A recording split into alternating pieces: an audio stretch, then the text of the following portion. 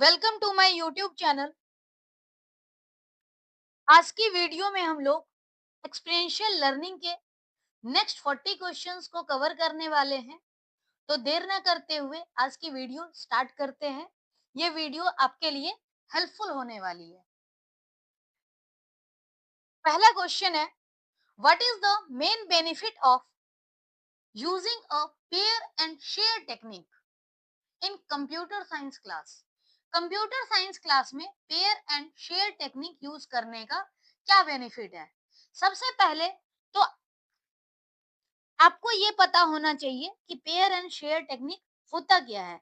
इसमें जो बच्चे हैं वो एक स्मॉल ग्रुप फॉर्म करते हैं, मतलब बच्चों का एक छोटा सा ग्रुप होता है और मेनली पेयरिंग होती है। और उसके बाद वो अदर पर्सन के साथ, दूसरे बच्चों के साथ क्या करते हैं, अपने व्यूज को शेयर करते हैं। यानी स्टूडेंट जो है वो स्मॉल ग्रुप में डिस्कशन करते हैं और अदर बच्चों के साथ, क्लास के साथ शेयर करते हैं। This encourages focused conversation and collaborative learning. इसमें जो है जो थिंकिंग होती है, डिस्कशन से थिंकिंग भी डीप होती है। जो कोलैबोरेशन के जरिए लर्निंग होती है उसको भी प्रमोट करता है। तो अल्टीमेटली अगर हम पेयर एंड शेयर मेथड की बात करें तो ये focused conversation and collaborative problem solving का तरीका है। कॉम्पिटिटिव एक्टिविटी नहीं है, वन वे कम्युनिकेशन टूल नहीं है क्योंकि इसमें डिस्कशन होता है, और फॉर्मल असेसमेंट टूल भी नहीं है। नेक्स्ट है, which of the following is a characteristics of discovery learning that align with experiential learning?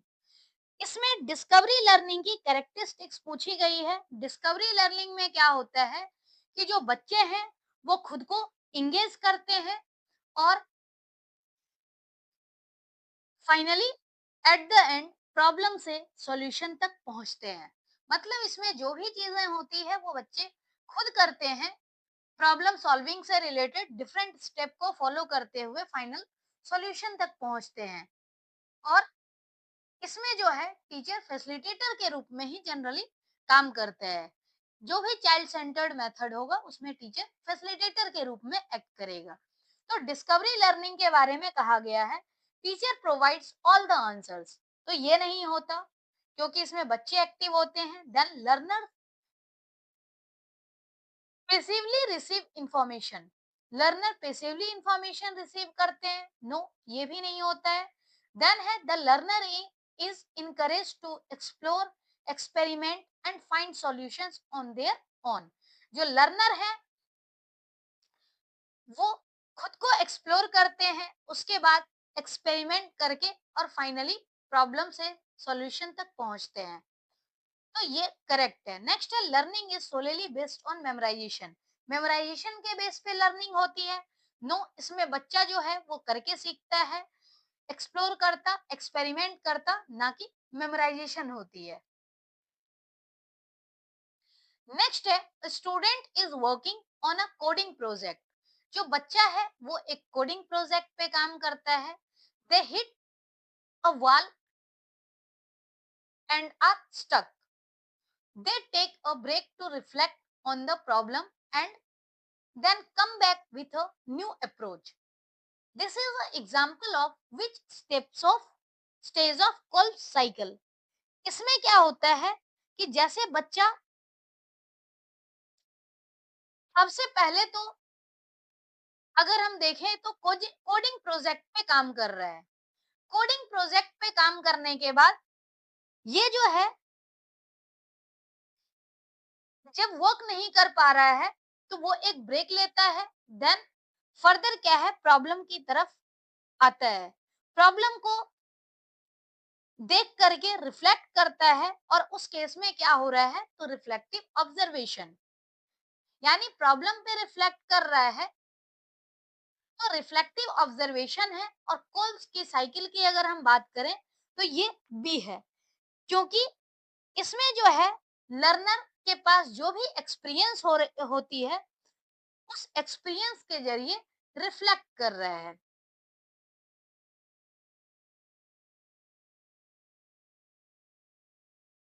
जैसे यहाँ पर क्या है कि hit a wall and are stuck, यानी बाधा का सामना किया और अटक गया। तो अटक जाने के बाद यहाँ पर क्या हो रहा है कि जो बच्चे हैं वो उससे कुछ सीख रहे हैं, कुछ एक्सपीरियंस गेन कर रहे हैं एंड फर्दर एक नए लर्निंग के साथ अपने जो प्रोसेस है उसको स्टार्ट कर रहे हैं। तो रिफ्लेक्टिव ऑब्जर्वेशन ही है। नेक्स्ट है, अगर हम बात करें कंक्रीट एक्सपीरियंस की, तो कंक्रीट एक्सपीरियंस यानी कुछ करके सीखना। तो बच्चा जो है वो कोडिंग प्रोजेक्ट पे काम कर रहा है, अगर सिर्फ ये बात होती तो कंक्रीट एक्सपीरियंस होता। अगर न्यू अप्रोच के साथ काम कर रहा है, जो कि फर्स्ट टाइम न्यू अप्रोच के साथ काम करे, तो ये होता है एब्स्ट्रैक्ट कंसेप्चुअलाइजेशन। और न्यू जो अप्रोच है उसको इम्प्लीमेंट कर रहा है, एक्टिवली पार्टिसिपेट कर रहा है, तो ये है एक्टिव एक्सपेरिमेंटेशन। लेकिन यहाँ पर कुछ ऑब्जर्व करके और उसके अकॉर्डिंग रिफ्लेक्ट कर रहा है, तो ये है रिफ्लेक्टिव ऑब्जर्वेशन। नेक्स्ट है, in a computer science course the gestalt approach, what, show what and now what is used to. Computer science में ये जो गेस्टाल्ट अप्रोच है, ये बेसिकली कैसे यूज हो रहा है? तो इसमें provide a single correct answer ये नहीं होता। इसमें क्या है कि कोई भी चीज के बारे में डेप्थ एक्सपीरियंस होती है और उसके अकॉर्डिंग फिर जो बच्चा है वो आगे का टास्क करते हैं। नेक्स्ट है, avoid all emotional reflection. Avoid नहीं करना होता है इसमें, बल्कि एक पर्टिकुलर एक्सपीरियंस लेने के बाद अगेन वर्क को कंटिन्यू करना होता है। नेक्स्ट है, explore specific elements of an experience in depth to gain insight, यानी ऑप्शन सी।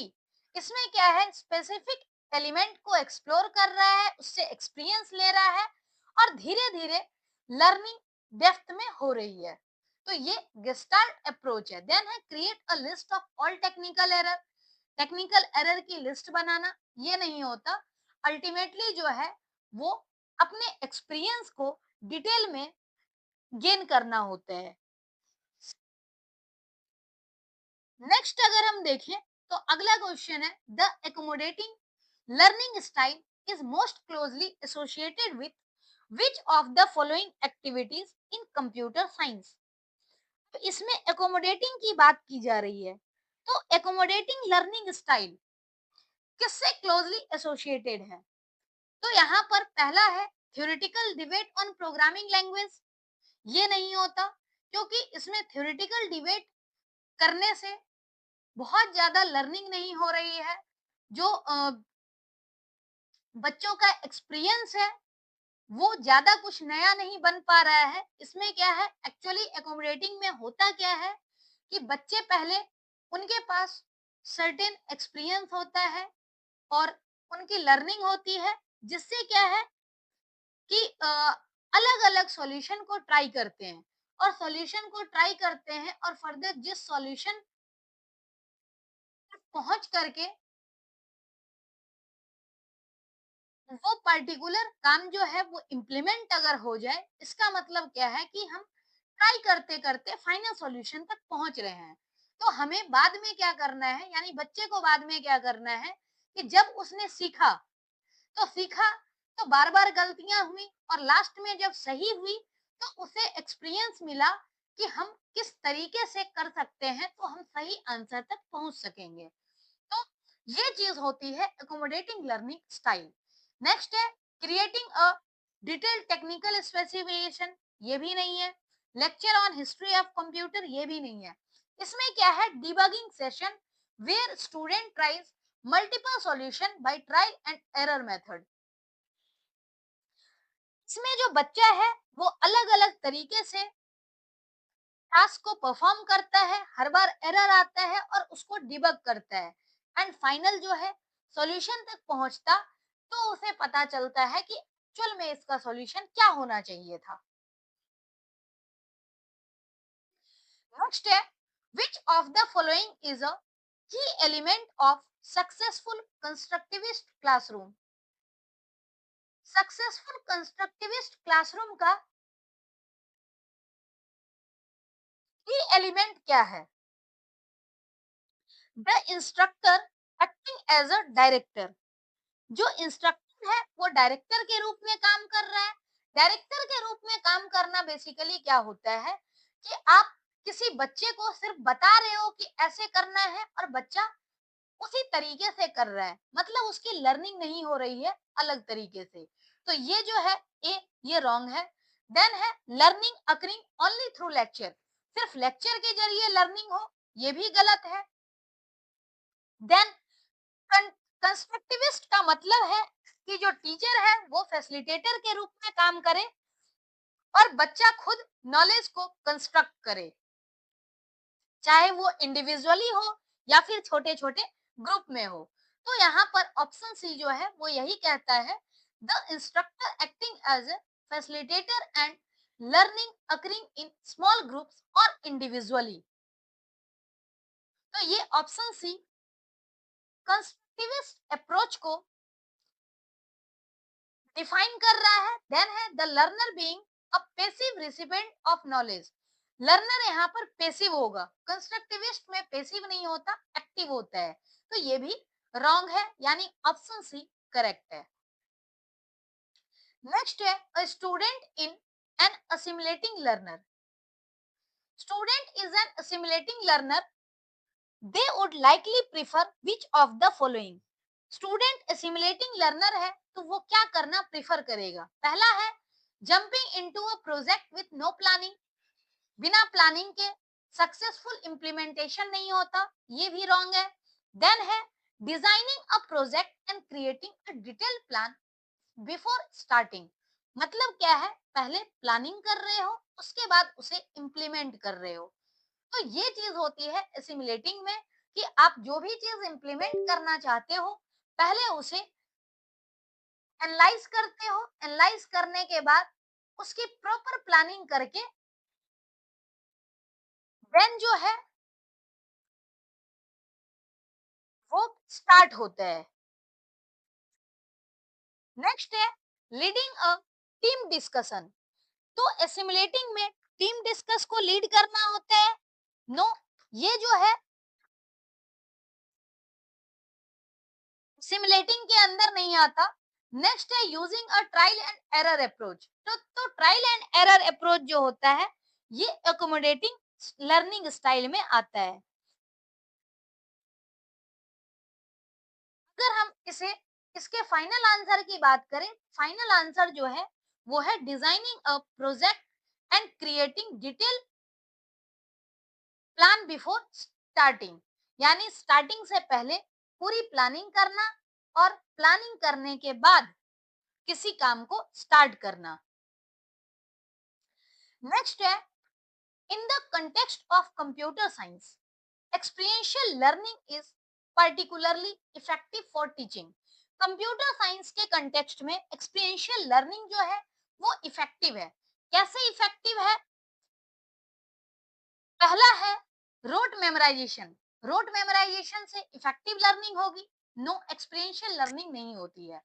देन है एक्सपीरियंशियल लर्निंग में क्या होता है कि हम कंसेप्ट सीखने के साथ साथ कोलैबोरेशन, कम्युनिकेशन, टीम वर्क, ये सभी चीजें भी सीखते हैं। तो ये ऑप्शन बी पॉजिटिव है। Then theoretical knowledge, only theoretical knowledge, ऐसा नहीं होता।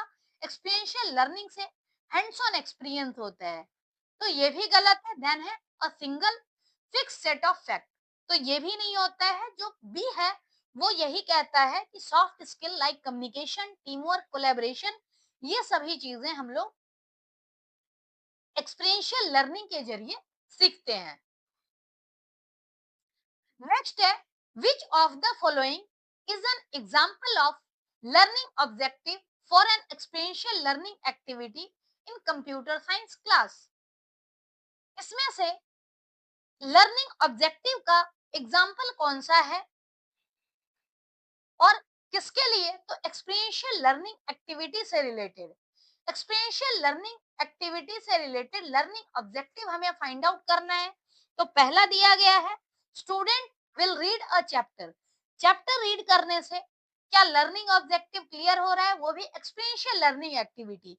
नहीं, क्योंकि इसमें बच्चा जब तक कुछ करके नहीं सीखेगा तब तक उसकी लर्निंग ऑब्जेक्टिव जो है वो कंप्लीट नहीं होगी। देन है, student will memorise a list of command. List of command को याद कर लेना ये लर्निंग ऑब्जेक्टिव में नहीं आता। लर्निंग ऑब्जेक्टिव में क्या होगा, एक्सपीरियंशियल लर्निंग एक्टिविटी के जरिए लर्निंग जो ऑब्जेक्टिव होंगे वो ये होंगे कि जो बच्चा है वो कुछ डिजाइन करेगा, परफॉर्म करेगा हैंड्स ऑन एक्सपेरिमेंट के जरिए, तब जाकर के उसकी लर्निंग ऑब्जेक्टिव कंप्लीट होगी। तो ऑप्शन सी यही कहता है, student will be able to design and implement a basic web server. यानी इसमें जो बच्चा है वो डिजाइन कर रहा है और वेब सर्वर इंप्लीमेंट कर रहा है। नेक्स्ट है, student will listen to a lecture. तो लेक्चर को सुनना ये एक्सपीरियंशियल लर्निंग में आता है? नो, ये रॉन्ग है। Option C will be the correct answer. Next है, student is working on a coding project and successfully implements a new feature. जो स्टूडेंट है वो कोडिंग प्रोजेक्ट पे काम करता है और न्यू फीचर को इम्प्लीमेंट करता है। तो होता क्या है कि वो काफी ज्यादा कॉन्फिडेंट फील करता है, और ये किसका एग्जाम्पल है? पहला है रोट मेमोराइजेशन। कोडिंग एक्टिविटी जब बच्चा कर रहा है तो रोट मेमोराइजेशन नहीं होती है। देन है increase motivation and self efficacy. कहने का मतलब बच्चा खुद कर रहा है तो उसकी सेल्फ इफिकेसी जो है वो इंक्रीज हो रही है और मोटिवेशन भी इंक्रीज हो रहा है। देन है पेसिव लर्निंग। पेसिव लर्निंग तो तब होती जब टीचर एक्टिव होता, और लिमिटेड स्किल डेवलपमेंट ये भी नहीं है क्योंकि बच्चा एक्टिव है, उसकी स्किल डेवलप हो रही है। तो ऑप्शन बी करेक्ट है, increased motivation and self efficacy. Next है, computer science professor assigns a project where students must create a simple AI program. Computer science professor जो है वो एक प्रोजेक्ट असाइन करता है कि जो बच्चा है वो एक एआई प्रोग्राम को क्रिएट करे। Which aspect of their activity is an example of discovery learning. तो इसमें डिस्कवरी लर्निंग का एग्जांपल ढूंढना है। हर बच्चे को टीचर ने एक एआई प्रोग्राम क्रिएट करने के लिए दिया। उसके बाद क्या है, पहला ऑप्शन है the teacher provide all code. अगर सारा कोड दे दिया तो बच्चे ने क्या किया, डिस्कवरी लर्निंग नहीं हो रही है, तो ये ऑप्शन रॉन्ग है। देन है, students are given step by step guide to follow. Step by step guide to follow किसमें होता है, तो जब टीचर जो है वो डायरेक्टर की तरह काम करे। तो इसमें हमें पूरी गाइड अगर हमें करनी होगी तो ये डिस्कवरी लर्निंग नहीं होता। डिस्कवरी लर्निंग में क्या है कि स्टूडेंट को रिसर्च करना पड़ेगा।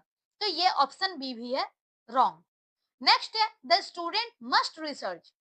टीचर ने प्रोजेक्ट दिया, प्रोफेसर प्रोजेक्ट दिया, तो अब स्टूडेंट को रिसर्च करना होगा और डिफरेंट डिफरेंट एल्गोरिदम को इम्प्लीमेंट करना होगा और फर्दर सॉल्यूशन तक पहुंचना होगा। तो बेसिकली ये जो है ये डिस्कवरी लर्निंग का एग्जांपल है। देन है, the teacher gives a lecture on the topic. जो टीचर है वो टॉपिक पे लेक्चर दे रहे हैं, तो ये भी नहीं होगा। डिस्कवरी लर्निंग में यही है कि बच्चा रिसर्च करेगा, डिफरेंट डिफरेंट एल्गोरिदम को इम्प्लीमेंट करेगा और सॉल्यूशन तक पहुंचेगा। नेक्स्ट है, when a company uses team building activities to train its software developer, the primary goal is to team building activity के जरिए क्या होता है, कोलेबोरेशन, कम्युनिकेशन और टीम वर्क इंक्रीज होती है। टीम में वर्क करने से ये बेसिक जो स्किल है इन्हांस होती है, चाहे वो टीम वर्क हो, कोलेबोरेशन हो और कम्युनिकेशन हो। तो ये ऑप्शन सी करेक्ट है, enhance collaboration, communication, team work. Next है, what is the importance of a facilitator in a case study based computer science class. Case study based computer science class में जो facilitator है उसका क्या role है? Facilitator का role हर समय यही होता है कि बच्चे को गाइड करे और बच्चा जो है वो एक्टिव रहे। तो केस स्टडी में सर्टेन सिचुएशन दिया जाता है और बच्चे उस सिचुएशन के बारे में एनालाइज करते हैं और कुछ फैक्ट को डिस्कवर करते हैं। तो यहाँ पर टीचर का क्या काम है? To give all the answers to the case. सभी आंसर नहीं देना काम नहीं है। देन है to grade student based on single correct answer, ये भी नहीं है।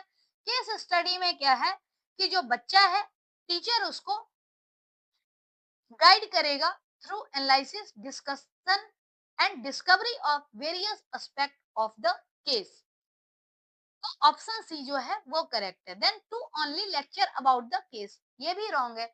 लेक्चर देना, ग्रेड देना और आंसर बता देना, ये सभी चीजें जो है वो टीचर के द्वारा नहीं की जाती हैं केस स्टडी बेस्ड लर्निंग में, क्योंकि यहाँ पर फैसिलिटेटर जो है के रूप में टीचर काम कर रहा है। तो जब भी फैसिलिटेटर के रूप में काम करेगा, टीचर को हमेशा गाइड करना है। नेक्स्ट है a student is N simulating learner. जो स्टूडेंट है वो सिमुलेटिंग लर्नर है। They would likely be most comfortable in which of the following activity. जो बच्चा है वो सिमुलेटिंग लर्नर है, तो सिमुलेटिंग लर्नर में किस तरीके की एक्टिविटी करने से बच्चा कंफर्टेबल फील करेगा? तो यहाँ पर पहला जो ऑप्शन दिया गया है वो ये है, field trip to a tech company. Field trip simulating learner में नहीं होता, सीख करके आएगा तो उसके बाद ऑब्जर्वेशन को रिफ्लेक्ट करेगा, ये रिफ्लेक्टिव ऑब्जर्वेशन में आता है।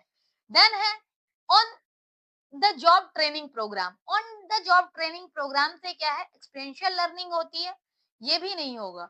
एसिमुलेटिंग लर्नर क्या करता है, बेसिकली किसी प्रोजेक्ट के ऊपर काम करता है और उसके बाद अपने नॉलेज को, जो कंसेप्ट है उसको चेंज करता है, अपनी लॉजिकल थिंकिंग, सिस्टमैटिक प्लानिंग को इंक्रीज करता है। तो यहाँ पर ऑप्शन सी है, a research project to design a new programming language. तो न्यू प्रोग्रामिंग लैंग्वेज को डिजाइन करने के लिए रिसर्च प्रोजेक्ट दिया गया है। इसमें जो बच्चा है वो कंफर्टेबल फील करेगा। रीजन कि एसिमुलेटिंग लर्नर जो होता है वो एब्स्ट्रैक्ट कंसेप्चुअलाइजेशन और रिफ्लेक्टिव ऑब्जर्वेशन की तरफ हमेशा मूव करना चाहते हैं। जो न्यू प्रोग्रामिंग हम डिजाइन करेंगे, यानी बच्चे के द्वारा डिजाइन किया जाएगा, जिससे उसे सिस्टमैटिक प्लानिंग करने की जरूरत होगी। प्लानिंग करने के बाद लॉजिकल थिंकिंग प्लानिंग होगी और आफ्टर दैट फिर उस प्लानिंग को इम्प्लीमेंट करेगा। तो बेसिकली असिमुलेटिंग लर्नर यही करता है। उसकी जो प्लानिंग होती है वो मोस्ट इंपॉर्टेंट पार्ट होती है, उसके बाद प्लानिंग को एग्जीक्यूट करता है। देन है अ टीम हैकेथॉन।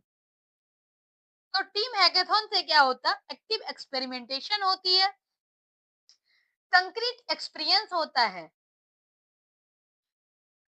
नेक्स्ट है the appreciative inquiry reflection technique is used to.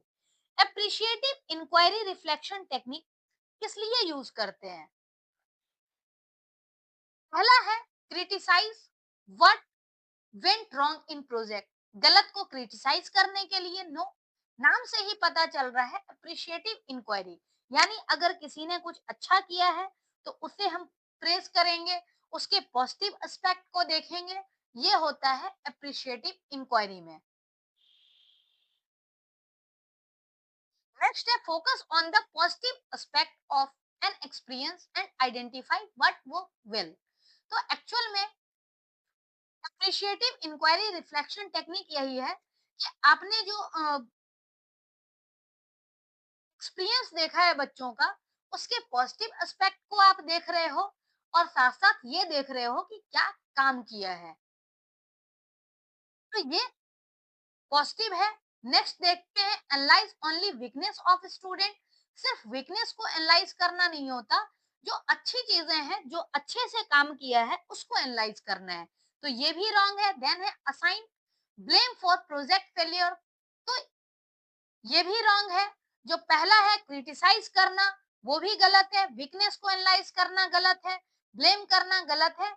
यहाँ पर हमें फोकस किस पे करना है, तो पॉजिटिव एस्पेक्ट पे फोकस करना है, अब क्या अच्छे से वर्क किया उस पे फोकस करना है।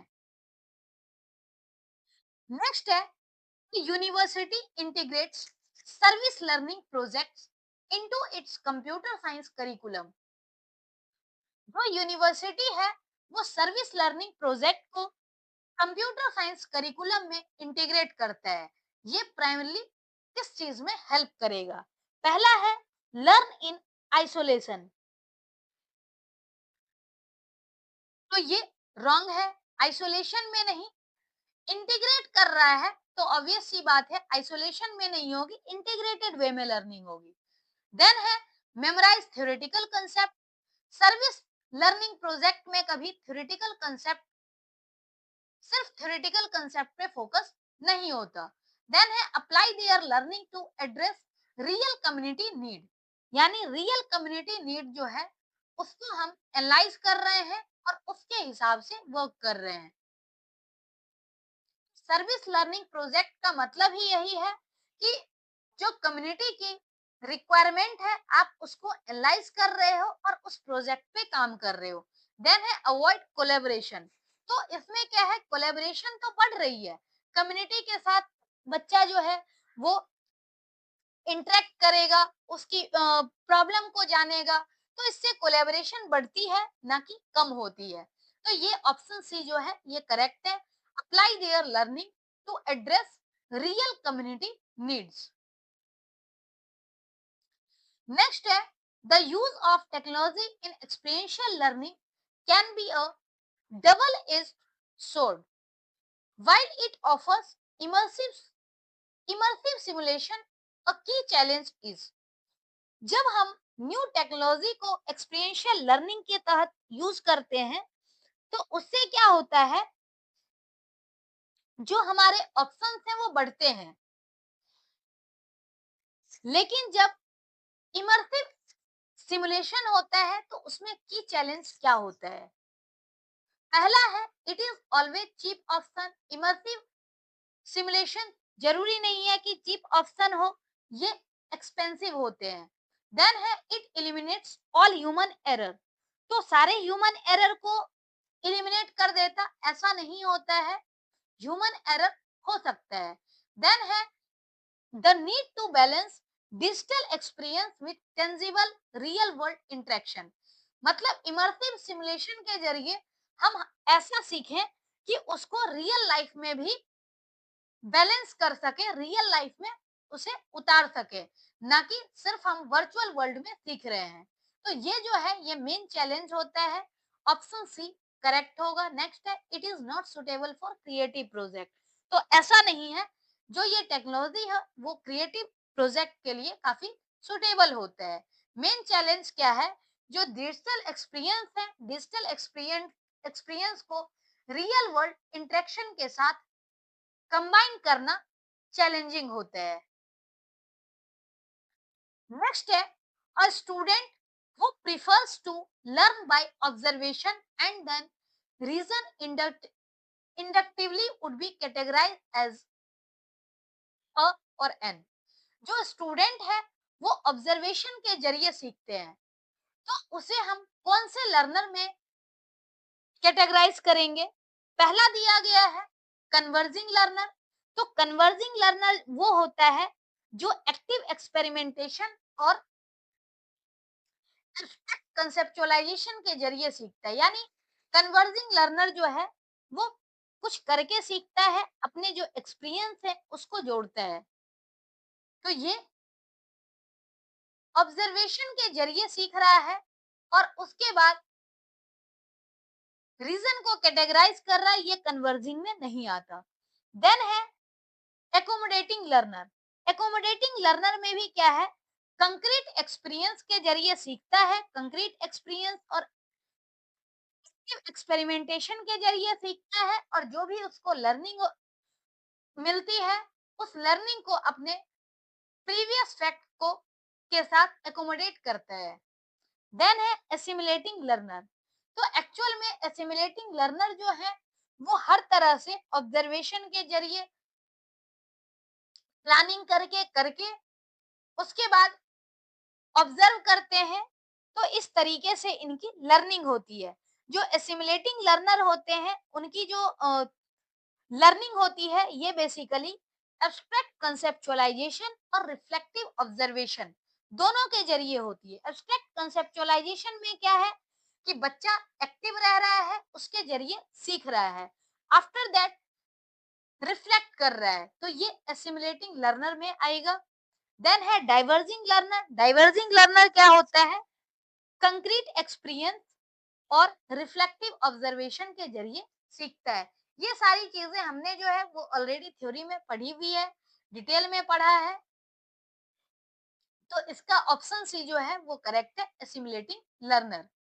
देन है a professor asks student to create a concept map after a lecture on data structure. जो एक प्रोफेसर है वो किसी बच्चे को कंसेप्ट मैप क्रिएट करने के लिए कहता है डेटा स्ट्रक्चर पे। तो कंसेप्ट मैपिंग का बेनिफिट क्या है? कंसेप्ट मैपिंग, जनरली आपने माइंड मैप का नाम सुना होगा। तो माइंड मैप में क्या होता है कि डिफरेंट कंसेप्ट को कैसे हम कनेक्ट करते हैं, ये चीजें होती है माइंड मैप। और माइंड मैप एक तरह का कंसेप्ट मैप ही होता है जिसमें हम स्क्वायर और इलिप्स इन दोनों को एरो के जरिए ऐड करते हैं। तो रिलेशनशिप एस्टेब्लिश करना होता है बेसिकली कंसेप्ट मैप के जरिए। तो इसमें जो बेनिफिट है वो यही है कि हम डिफरेंट आइडिया और कंसेप्ट के बीच में रिलेशन एस्टेब्लिश करते हैं। पहला है test students on rote memorisation. तो रोट मेमोराइजेशन की अगर हम बात करें तो इसके जरिए ये अंडरस्टैंडिंग पे होता है, अंडरस्टैंडिंग और स्ट्रक्चर पे फोकस होता है। देन है कंसेप्ट मैप। कंसेप्ट मैप में क्या होता कि रिलेशन एस्टेब्लिश किया जाता है डिफरेंट आइडिया और कंसेप्ट के बीच। तो ये कंसेप्ट मैप के बारे में दिया गया है। नेक्स्ट है इनकरेज पैसिव लर्निंग। तो पैसिव लर्निंग जो है ये एक तरह का लर्निंग स्ट्रेटजी है। वन है avoid any form of hands on work. तो ये भी निगेटिव है। पैसिव लर्निंग को इनकरेज करना ये भी निगेटिव है। रोट मेमोराइजेशन ये भी फैक्ट निगेटिव है। रोट मेमोराइजेशन पे हमें फोकस नहीं करना होता है। कंसेप्ट मैप के जरिए हम क्या कर रहे हैं, इसका जो बेनिफिट है वो यही है कि डिफरेंट आइडिया और कंसेप्ट के बीच में रिलेशन एस्टेब्लिश कर रहा है और इससे परमानेंट लर्निंग हो पाती है। नेक्स्ट है a company uses business simulation to train its employees on business strategy. एक कंपनी है जो कि बिजनेस सिमुलेशन यूज करता है बिजनेस स्ट्रेटजी को ट्रेन करने के लिए, बताने के लिए, बिजनेस स्ट्रेटजी पर ट्रेनिंग देने के लिए। तो ये जो है ये एक्सपीरियंशियल लर्निंग किस तरह का है? पहला है गेट द आंसर, कि विदाउट एनी वर्क, बिना किसी वर्क के आंसर की दे देना, ऐसा नहीं होता बिजनेस सिमुलेशन में। सिमुलेशन का मतलब ही है कि आपका जो इन्वायरमेंट है वो इस तरह का है जो कि रियल वर्ल्ड इन्वायरमेंट से मैच करता है और जिसमें आप नए स्किल की प्रैक्टिस कर सकते हैं। जो आपका लर्निंग है उस बेस पे डिसीजन ले सकते हैं, फीडबैक रिसीव कर सकते हैं। एक कंट्रोल इन्वायरमेंट में होता है लेकिन रियलिस्टिक फॉर्म में होता है। तो यहाँ पर ऑप्शन बी दिया गया है, प्रैक्टिस न्यू स्किल, यानी नई स्किल की प्रैक्टिस करना, decision making, receive immediate feedback in control yet realistic setting. यानी बिजनेस सिमुलेशन में क्या होता है कि आपको नई स्किल को इम्प्लीमेंट करने का मौका मिलता है, आप डिसीजन लेते हो, और अगर कुछ गलत भी होता है या फिर आप जो भी काम कर रहे हो उसका फीडबैक आपको मिलता रहता है एक रियलिस्टिक इन्वायरमेंट में, लेकिन वो कंट्रोल्ड होता है। कंट्रोल किसके द्वारा होता है? तो जो आपके ट्रेनर हैं, जो फैसिलिटेटर हैं, उनके द्वारा कंट्रोल किया जाता है। तो ऑप्शन बी करेक्ट है। देन है learn only through passive observation. Passive observation के जरिए सिमुलेशन में एक्सपीरियंशियल लर्निंग है, तो ये कभी पैसिव ऑब्जर्वेशन नहीं होता। Then avoid making any decision, हम डिसीजन नहीं ले सकते, ये भी नहीं होता। एक्सपीरियंशियल लर्निंग में सारी चीजें अवेलेबल होती है, चाहे वो आप अपने आइडिया को चेंज करो, डिसीजन लो, ये सभी बिजनेस सिमुलेशन के दायरे में आता है। नेक्स्ट है which of the following is a key characteristics of diverging learning style. Diverging learning style के क्या की कैरेक्टरिस्टिक्स हैं? डाइवर्जिंग लर्निंग स्टाइल का मतलब है कि कोई जो बच्चा है वो मल्टीपल दिशाओं में सोच सकता है। पहला है emphasizes the practical application of idea। Practical application of idea की जब भी हम बात करते हैं तो ये एकोमोडेटिंग स्टाइल होता है और कन्वर्जिंग स्टाइल होता है। यानी डायरेक्टली हम लोग आइडियाज को इम्प्लीमेंट करते हैं, हमारे पास एक सॉल्यूशन होता है और उसे इम्प्लीमेंट कर दिया। तो ये सोचने का अलग अलग दिशाओं में सोचने के लिए प्लेटफॉर्म प्रोवाइड नहीं करता है।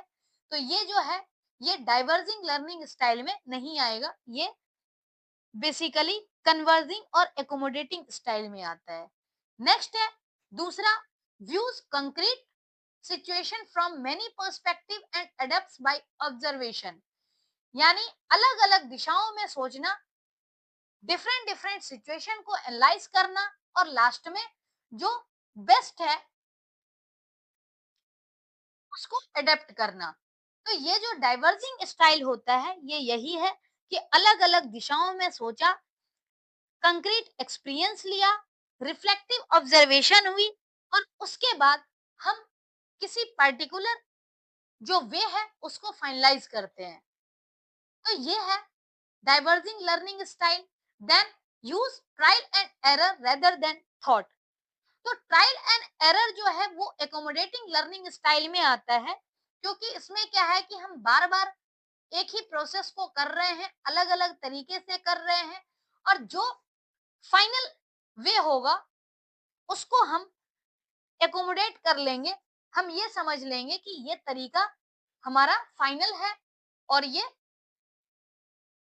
कोई भी चीज को इम्प्लीमेंट करने के लिए हेल्पफुल है। देन है prefers technical problem over interpersonal issues. Technical problem को प्रिफर करना इंटरपर्सनल इश्यूज की बजाय। तो ये जो है ये कन्वर्जिंग स्टाइल है, क्योंकि हम एक पर्टिकुलर प्रॉब्लम पर फोकस कर रहे हैं, अलग अलग दिशाओं में नहीं सोच रहे हैं। तो डाइवर्जिंग लर्निंग स्टाइल क्या है? Views concrete situations from many perspectives and adapts by observation. Next है a computer science professor assigns a creative project where students must create a short film about a topic in computing.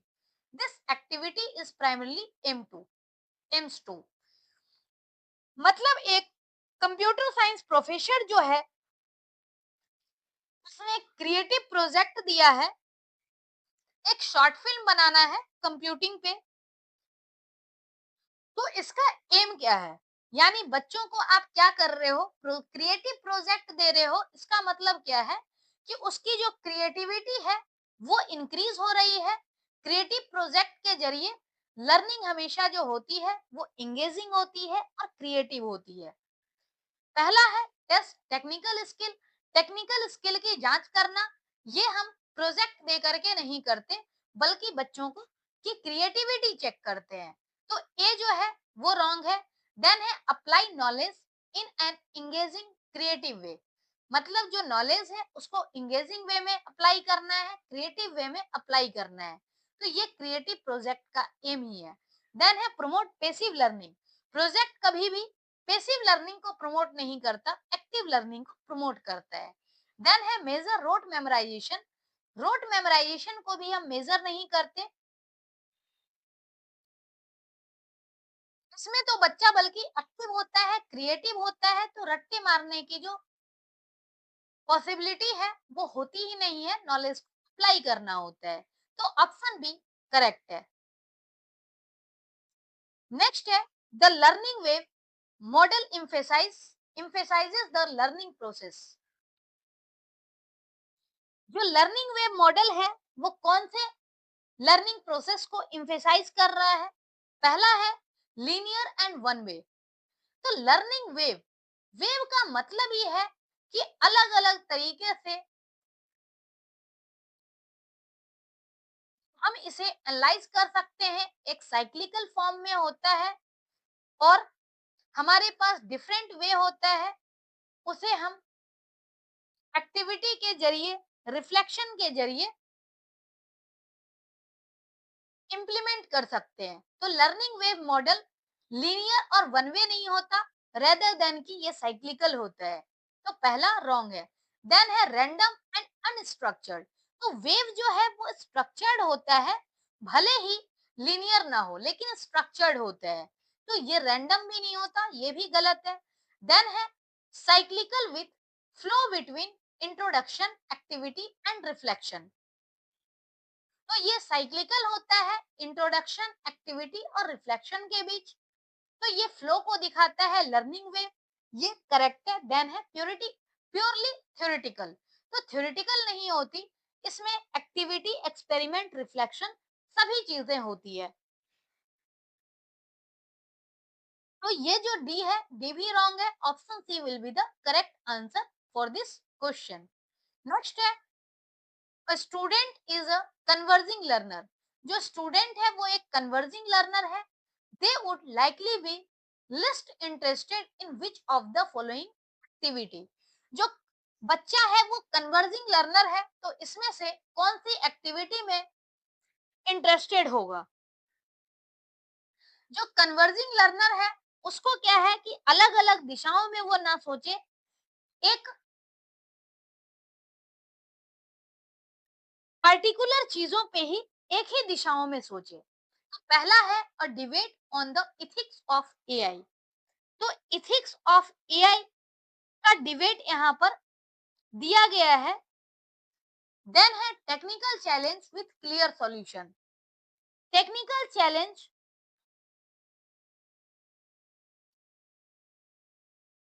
With clear solution है। Debate में बच्चा converging learner है, अलग अलग दिशाओं में सोचेगा नहीं। कन्वर्जिंग लर्नर हमेशा एक पार्टिकुलर सॉल्यूशन, एक पार्टिकुलर वे को ही फॉलो करता है। तो डिबेट में तो फॉलो नहीं करेगा, यहाँ पर लिस्ट इंटरेस्टेड की बात कही गई है, यानी कन्वर्जिंग लर्नर के लिए सुटेबल क्या नहीं है। तो डिबेट तो सुटेबल ही नहीं है इसके लिए। देन है technical challenge with clear solution. तो क्लियर सॉल्यूशन मिलेगा, इसका मतलब क्या है कि जो बच्चा है वो अलग अलग दिशाओं में नहीं सोचेगा, क्लियर सॉल्यूशन मिला हुआ है तो मतलब वो सॉल्यूशन को ही अपनाएगा। तो ये कन्वर्जिंग लर्नर का तरीका होगा। देन है डिबगिंग सेशन। डिबगिंग सेशन में क्या है कि उसे पता है कि इसमें गलतियां हैं और फाइंड आउट करना है, तो उसके पास अलग अलग चैलेंज नहीं है, एक ही चैलेंज है। तो ये भी कन्वर्जिंग लर्नर जो है उसमें इंटरेस्ट लेगा। देन है प्रॉब्लम सॉल्विंग एक्टिविटी। तो प्रॉब्लम सॉल्विंग एक्टिविटी में भी शामिल हो सकता है, क्योंकि उसे प्रॉब्लम का जो सॉल्यूशन है वो सॉल्व करना ज्यादा आसान है डिबेट के कंपैरिजन में। तो जो लिस्ट की बात कही गई है, लिस्ट में क्या होगा, debate on ethics of AI. तो हर कोई अपना अपना वे रखेगा, तो कन्वर्जिंग लर्नर जो है वो डिस्कशन में ज्यादा शामिल नहीं होता, अलग अलग दिशाओं में नहीं सोचता, एक पर्टिकुलर सॉल्यूशन की तरफ हमेशा सोचता है। इसलिए ऑप्शन ए जो है वो करेक्ट होगा। लिस्ट इंटरेस्टेड होता है कन्वर्जिंग लर्नर डिबेट में।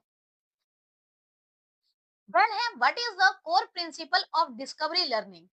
डिस्कवरी लर्निंग का कोर प्रिंसिपल यही है कि जो बच्चा है वो करके सीखता है, एक्सपेरिमेंट करता है और कुछ रिसर्च के जरिए नई खोज करते हैं। तो instruct provide all the answer, discovery में नहीं होता। देन लर्नर पेसिवली एब्जॉर्ब इंफॉर्मेशन, ये भी नहीं होता, एक्टिव होता है। देन है learner construct knowledge by exploring and experimenting on their own. यानी जो लर्नर है वो नॉलेज को कंस्ट्रक्ट करते हैं, एक्सप्लोर करते हैं, रिसर्च करते हैं। तो ये जो है डिस्कवरी लर्निंग का कोर प्रिंसिपल है, ऑप्शन सी। देन है लर्नर इज अ स्पेक्टेटर, यानी लर्नर दर्शक के रूप में है। तो दर्शक के रूप में तो है ही नहीं, लर्नर जो है वो एक्टिव है, नॉलेज को कंस्ट्रक्ट करता है। तो ये डिस्कवरी लर्निंग का कोर प्रिंसिपल है। नेक्स्ट है a student who learns best by doing through hands on activities is a kinaesthetic learner, यानी करके सीख रहा है। Which of the following activity would be best for them, यानी जो बच्चा करके सीखता है उसके लिए कौन सी एक्टिविटीज बेस्ट है। पहला है listening to a podcast, podcast about coding, coding के बारे में पॉडकास्ट सुनना। तो बच्चा तो एक्टिव नहीं है और बच्चे को क्या चाहिए, काइनेस्थेटिक लर्नर है, इट मींस बच्चा करके सीखे। तो ऐसा ऑप्शन बेस्ट होगा जिसमें बच्चा एक्टिव है और करके सीखेगा। तो सुनना एक्टिव नहीं है। Then watching a video tutorial, तो वीडियो ट्यूटोरियल में भी बहुत ज्यादा एक्टिव नहीं है। रीडिंग टेक्स्ट बुक, इसमें भी एक्टिव नहीं है। नेक्स्ट है D building a robot and programming it to move, मतलब इसमें बच्चा कुछ कर रहा है। तो जब कर रहा है तो ऑप्शन डी जो है वो करेक्ट है, हैंड्स ऑन एक्टिविटी परफॉर्म करेगा। तो काइनेस्थेटिक लर्नर यहाँ पर उस कैटेगरी में आएगा। तो ऑप्शन डी इसका करेक्ट है। नेक्स्ट है student is working on a group project, जो स्टूडेंट है वो ग्रुप प्रोजेक्ट पे काम करता है। They get into a disagreement with teammate, teammate के साथ डिसएग्रीमेंट होती है। Afterward they use a sharing circle to reflect on the experience, the primary goal is to, यानी एक बच्चा है जो कि ग्रुप प्रोजेक्ट में काम कर रहा है, उसके बाद टीममेट के साथ उसकी डिसएग्रीमेंट हो रही है। देन बच्चा क्या कर रहा है, एक शेयरिंग सर्कल यूज कर रहा है और एक्सपीरियंस को रिफ्लेक्ट करे। तो इसमें क्या है, आर्ग्यू मोर, ज्यादा आर्ग्यू करने से क्या है, अंडरस्टैंडिंग नहीं होगी बल्कि बहस ही होगी। देन है allow participant to share their thoughts and feeling about the experience in structured way, मतलब उसके अलावा जो पार्टिसिपेंट्स हैं अगर डिसएग्री कर रहा है तो अलग चीज है, लेकिन फिर भी क्या है, एग्री कब होगा, जब आप हर किसी के थॉट और फीलिंग्स को सुनोगे, उस पे विचार करोगे, तब जा करके ही जो कंफ्यूजन होगी, डिसएग्रीमेंट है, वो दूर होगी। तो ऑप्शन बी यहाँ पर सुटेबल है। देन है ऑल डिस्कशन को अवॉइड करना, डिस्कशन अवॉइड नहीं करने हैं बल्कि अपने व्यू शेयर करने से ही कंफ्यूजन डिसएग्रीमेंट दूर होती है। देन है find a single person to blame, एक पर्सन को ब्लेम करना ये भी रॉन्ग है। टीम में हर किसी की इंपॉर्टेंस होती है, तो हमेशा इसमें क्या करना है, allow participants to share their thoughts and feeling about the experience in structured way, यानी हर एक पार्टिसिपेंट थॉट को शेयर करेंगे और उसके बाद स्ट्रक्चर्ड वे में जब एक्सपीरियंस शेयर होगा तो अपने आप ही उसकी जो डिसएग्रीमेंट है वो दूर होगी। नेक्स्ट है the use of a SWOT analysis, strength weakness opportunity threats after a team project in computer science class इस फॉर्म ऑफ, जो SWOT एनालिसिस है वो किस फॉर्म, कैसा फॉर्म है। तो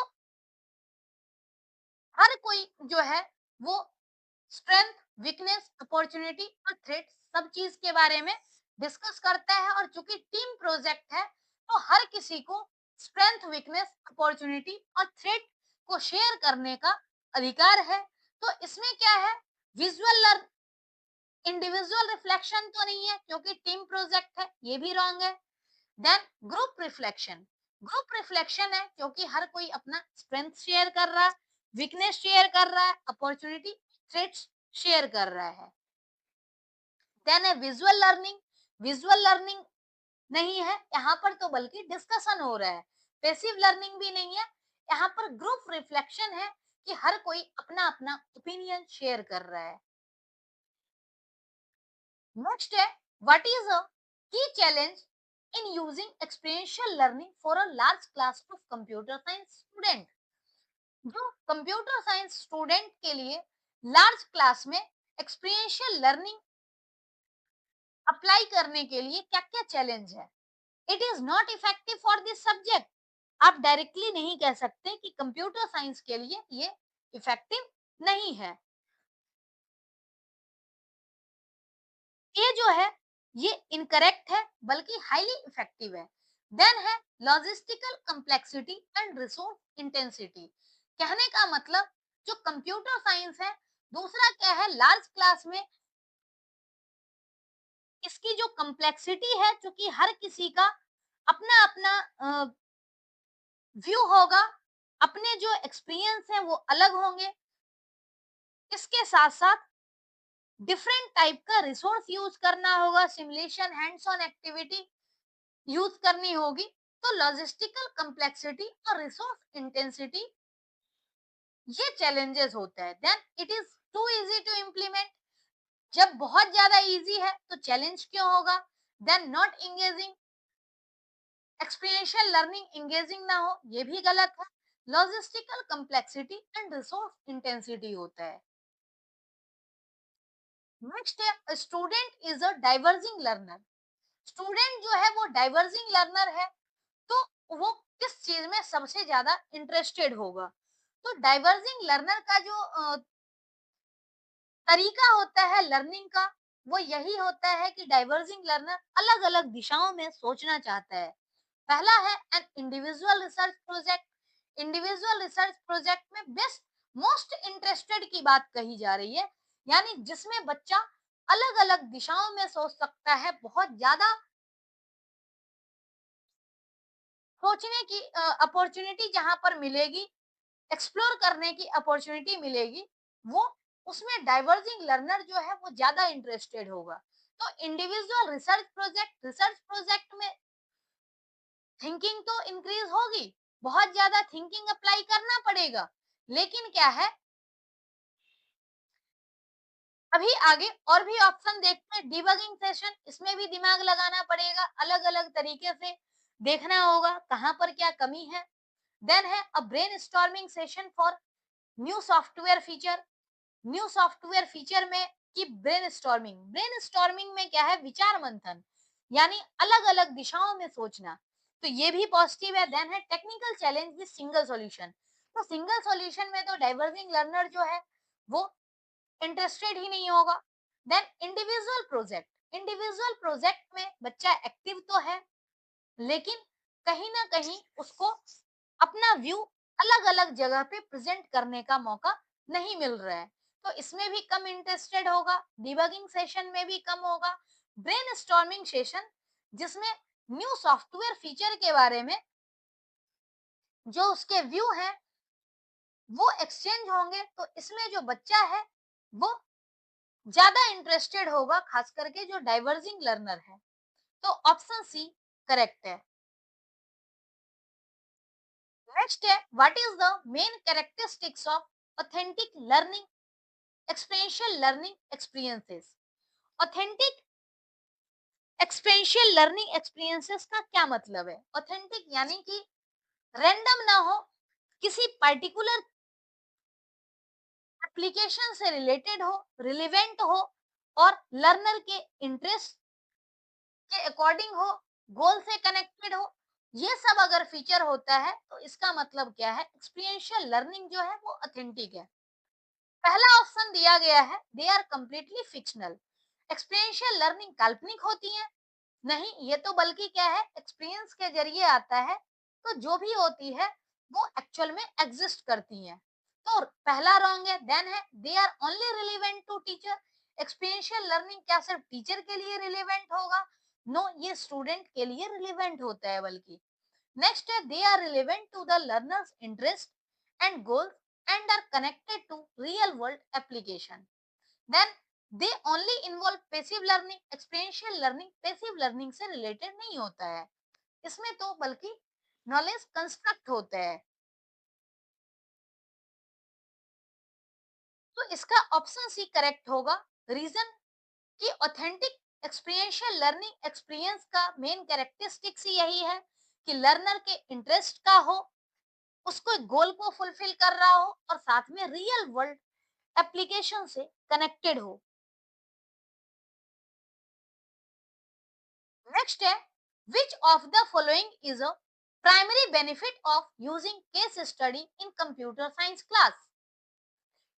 केस स्टडी यूज करने का मेन बेनिफिट क्या है कंप्यूटर साइंस क्लास में? केस स्टडी, पहला है it provide simple and direct answer. Simple and direct answer कभी नहीं देता केस स्टडी, हमें उसके बारे में विचार करना होता है, डिस्कशन करना होता है, तब जाकर के हमें रियल वर्ल्ड सिनेरियो को एनालाइज करके देन हमें आंसर मिलता है। तो यहाँ पर it provide a simple direct answer, ये गलत है, डायरेक्ट आंसर नहीं मिलता। देन है it eliminates the need of any discussion, तो ये रॉन्ग है, बल्कि केस स्टडी में ज्यादा डिस्कशन होती है। Then C it helps student apply theoretical concept to real world complex scenario. कहने का मतलब है कि केस स्टडी में जो बच्चा है जो भी थ्योरेटिकल कंसेप्ट सीखा है उसको रियल वर्ल्ड सिनेरियो के साथ जोड़ता है। इसका मतलब ये पॉजिटिव है, प्राइमरी बेनिफिट यही है केस स्टडी का कि जो थ्योरेटिकल कंसेप्ट है उसको रियल वर्ल्ड से कनेक्ट करते हैं। देन है it is passive learning method. Passive learning method नहीं होता, केस स्टडी तो एक्टिव लर्निंग मेथड है, इसमें बच्चा अलग अलग सिनेरियो के बारे में सोच रहा है। तो ऑप्शन सी जो है वो करेक्ट है। नेक्स्ट है a student is a converging learner, they would likely prefer to work on a project that. यानी कन्वर्जिंग लर्नर जो है वो किस तरह के प्रोजेक्ट पे काम करना चाहेगा? पहला है involve open ended question with no clear answer. तो ओपन एंडेड क्वेश्चन में क्या होता है, बच्चा मल्टीपल दिशाओं में सोचता है, बल्कि कन्वर्जिंग लर्नर की अगर हम बात करें तो कन्वर्जिंग लर्नर डायरेक्ट सॉल्यूशन ढूंढता है, ना कि अलग अलग दिशाओं में सोचता है। क्लोज एंडेड क्वेश्चन पे ज्यादा फोकस होता है कन्वर्जिंग लर्नर का, तो ये रॉन्ग है। ओपन एंडेड क्वेश्चन हमेशा डाइवर्जिंग लर्नर करता है और वहां से क्लियर आंसर पहुंचता है। देन है focuses on debate with multiple view point. तो कन्वर्जिंग लर्नर जो है वो मल्टीपल व्यू पॉइंट पे नहीं होता, किसी एक व्यू पॉइंट पे स्टक होता है, तो ये भी रॉन्ग है। ये भी अगेन डाइवर्जिंग लर्नर के बारे में पॉइंट लिखी गई है। देन है requires a specific logical and practical solution to a problem. मतलब स्पेसिफिक सॉल्यूशन दे दिया गया, तो जब स्पेसिफिक सॉल्यूशन होगी तो बच्चा अलग अलग डायरेक्शन में नहीं सोचेगा, यानी कि ये कन्वर्जिंग लर्नर का मेन एक्सपेक्टेशन यही होता है कि उसे डायरेक्ट सॉल्यूशन बता दिया जाए। देन है हैज नो डिफाइंड ऑब्जेक्टिव, मतलब ऑब्जेक्टिव डिफाइंड नहीं है, तो ये भी रॉन्ग है। इसका ऑप्शन सी करेक्ट है, requires a specific logical and practical solution to a problem. Next है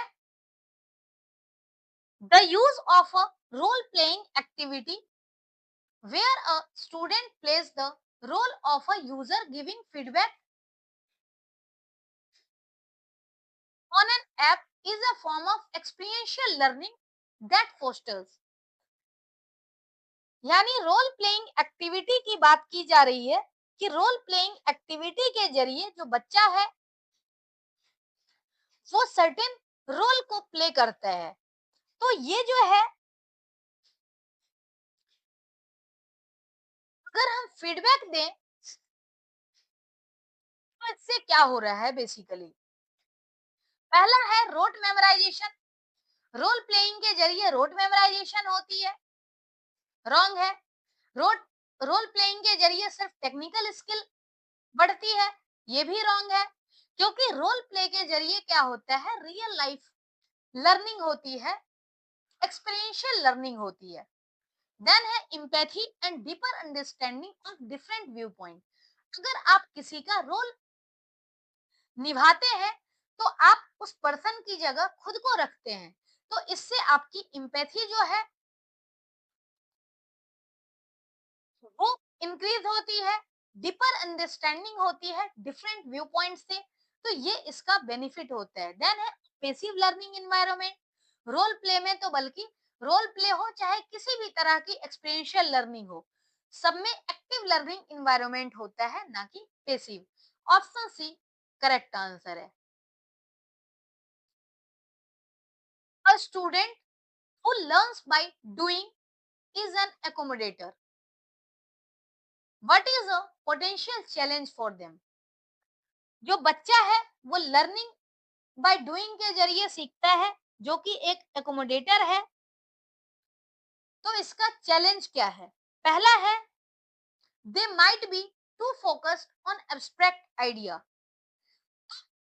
एब्स्ट्रैक्ट आइडिया पे ज्यादा फोकस्ड है, लर्निंग बाय डूइंग के जरिए अगर सीख रहा है तो ये तो पॉजिटिव पॉइंट है कि अलग अलग चीजों के बारे में सोच रहा है। देन है they might overthink every step. Overthink करना इसमें लर्निंग बाय डूइंग है, अलग अलग तरीके से सोच रहा है, ये भी पॉजिटिव है। देन है they might struggle with task that require significant theoretical planning. Accommodator में क्या है, एकोमोडेटर जो बच्चा होता है वो जनरली करके सीख रहा है, कंक्रीट एक्सपीरियंस और एक्टिव एक्सपेरिमेंटेशन के जरिए। लेकिन जरूरी नहीं है कि इसकी ऑब्जर्वेशन और एब्स्ट्रैक्ट कंसेप्चुअलाइजेशन जो है वो स्ट्रांग हो, तो ये इसके लिए नेगेटिव पॉइंट है कि थ्योरेटिकल प्लानिंग इसकी कमजोर हो सकती है। नेक्स्ट है they might be slow to get started. Slow नहीं होता बल्कि ट्रायल एंड एरर मेथड के जरिए सीखता है, तो ये तो बल्कि काम जल्दी स्टार्ट करता है, तो ये ऑप्शन सी है, ऑप्शन सी करेक्ट है। ये इसका पोटेंशियल चैलेंज होगा। रीजन कि एकोमोडेटर जो है वो जरूरी नहीं है कि उसकी रिफ्लेक्टिव ऑब्जर्वेशन और एब्स्ट्रैक्ट कंसेप्चुअलाइजेशन स्ट्रांग हो, जनरली वीक होता है, और ये इसके लिए चैलेंजिंग है। Next, a company uses gamification to train its employee on data entry. Company जो है वो डेटा एंट्री एम्प्लॉय के लिए गेमिफिकेशन अप्रोच का यूज कर रहा है। इसका बेनिफिट क्या है? जनरली गेमिफिकेशन क्या होता है, ज्यादा इंगेजिंग होता है, इंजॉयबल होता है, और काम को बर्डन लेकर के नहीं करता लोग। तो पहला है it makes the task more boring. Gamification interesting बनाता है, बोरिंग नहीं है। It is less engaging than traditional training. Traditional training से लेस इंगेजिंग है, रॉन्ग है। देन है it makes the learning process more interactive, engaging and enjoyable. तो गेमिफिकेशन का प्राइमरी ऑब्जेक्टिव ही यही है कि किसी भी टास्क को इंगेजिंग, इंटरेक्टिव और इंजॉयबल बनाता है। देन है it is purely theoretical approach. तो गेमिफिकेशन थ्योरेटिकल अप्रोच भी नहीं होता है। तो अगर हम इस क्वेश्चन को देखें, ऑप्शन सी जो है वो करेक्ट है, क्योंकि इसमें लर्नर जो है वो इंगेजिंग वे में सीख रहा है। देन है what is the role of facilitator in a structured group discussion after an experiential learning activity. एक एक्सपीरियंशियल लर्निंग एक्टिविटी के बाद जब स्ट्रक्चर्ड ग्रुप डिस्कशन होता है तो उस टाइम पर फैसिलिटेटर का क्या रोल है?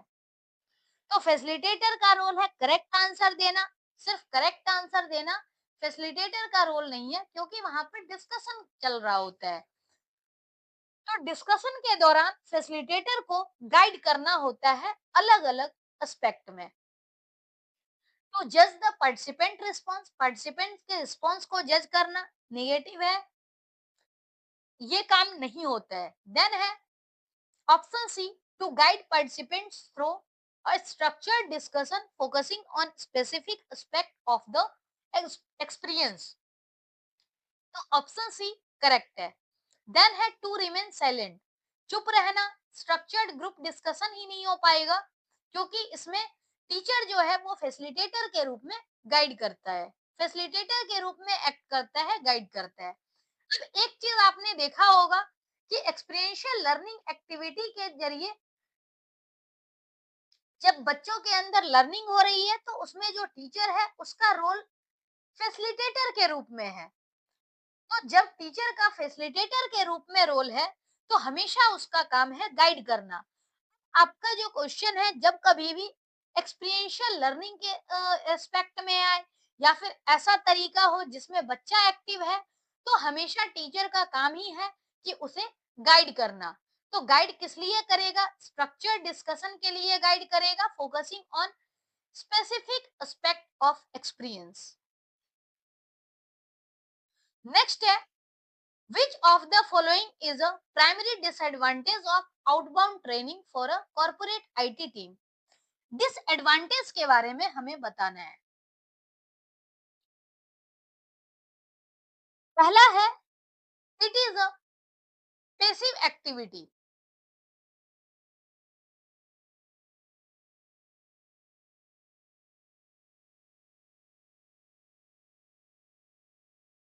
देन है, it only teaches technical skill. पहला अगर हम देखें, पैसिव एक्टिविटी तो नहीं है, एक्टिव एंड एक्सपेरिमेंटल एक्टिविटी है, तो ये तो रॉन्ग है। देन है, it only teaches technical skill.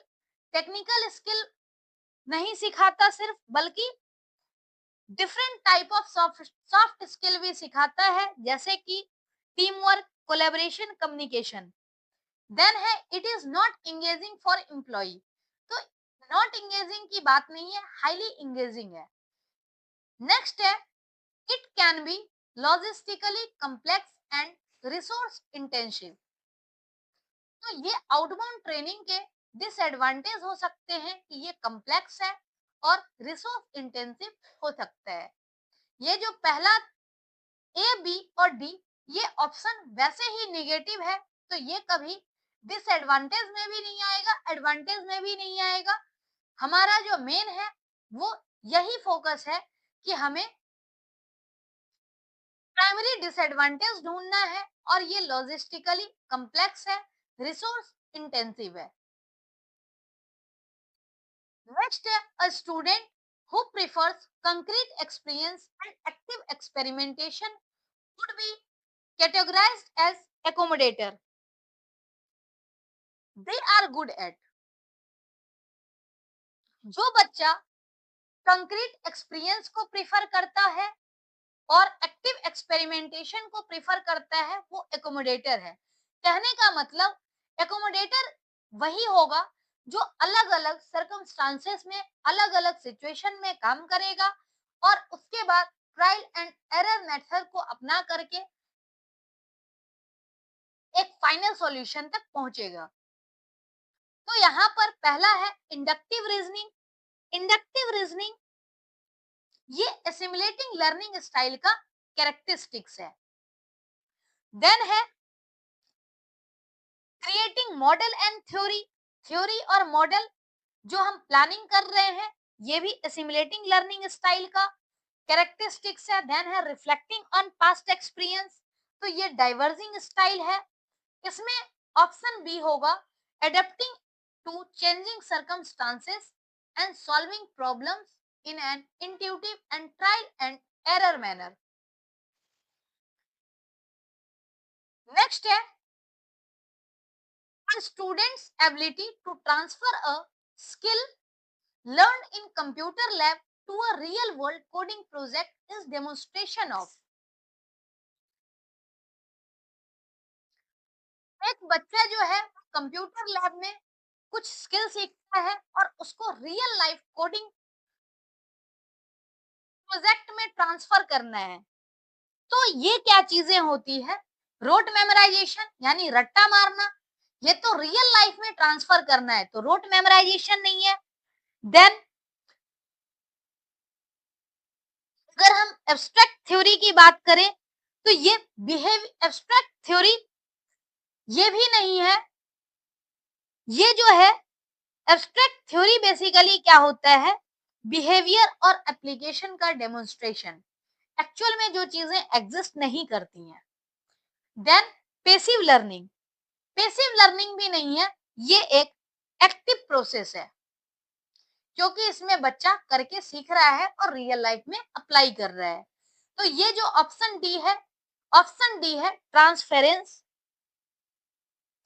Transference और ट्रांसफर ऑफ लर्निंग एक ऐसी एबिलिटी है जिसके जरिए जो बच्चा है अपने स्किल को, नॉलेज को, जो भी उसकी लर्निंग एटीट्यूड है उसको रियल वर्ल्ड में अप्लाई करता है। तो ये जो हमने आज 40 क्वेश्चंस कवर किया, ये सभी एक्सपीरियंशियल लर्निंग से रिलेटेड थे। जो हमारी अगली वीडियो होगी उसमें भी हम नेक्स्ट 40 क्वेश्चंस को कवर करेंगे। तो मिलते हैं अगली वीडियो में। आज के लिए इतना ही। Thank you so much.